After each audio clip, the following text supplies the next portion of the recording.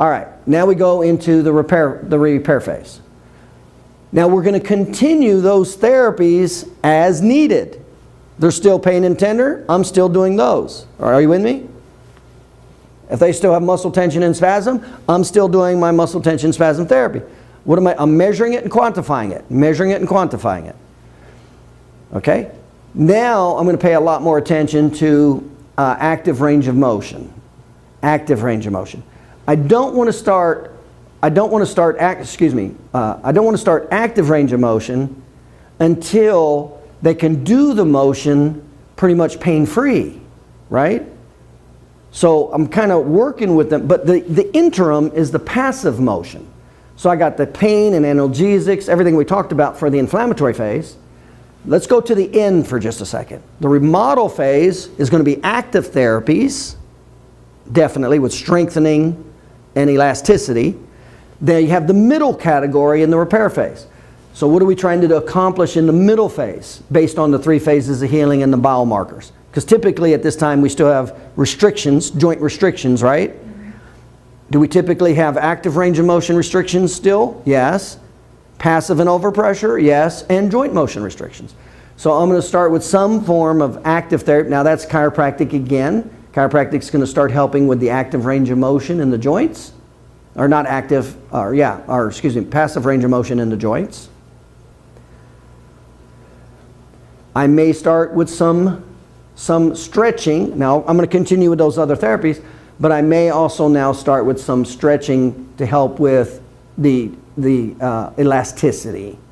So I'm paying a lot more attention to passive, not analgesic therapies, but more passive physical medicine therapies in the repair phase.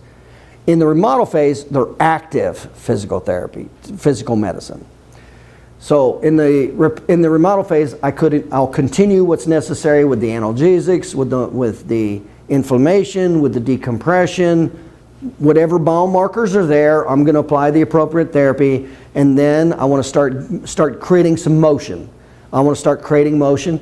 That's a lot more with the chiropractic adjustment and even some stretching or even PNF type of exercises. I'm a real big guy into PNF.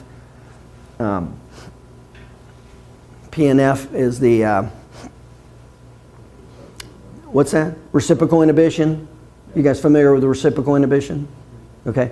I just really like that. I had a lot of good results with it. It's very simple and easy, and it's very easy for me to have a therapist do it. It's very easy for me to do it real quick. Doesn't take long at all. And it's billed as an active therapy. So I really like that particular therapy. So a common scenario in the repair phase might be, for the analgesics, might be muscle stim, might be massage, right? Then chiropractic adjustments, helping with joint motion and analgesics and inflammation.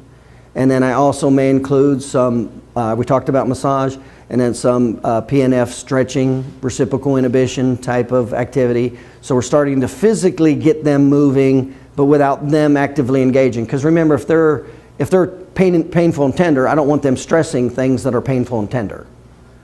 So that takes me through the repair phase, and now they're feeling much better. Now we're into the second, third re-exam typically, and there's no more continuous pain. Typically the pain they have right now is periodic with overpressure. That's typically where they're at right now.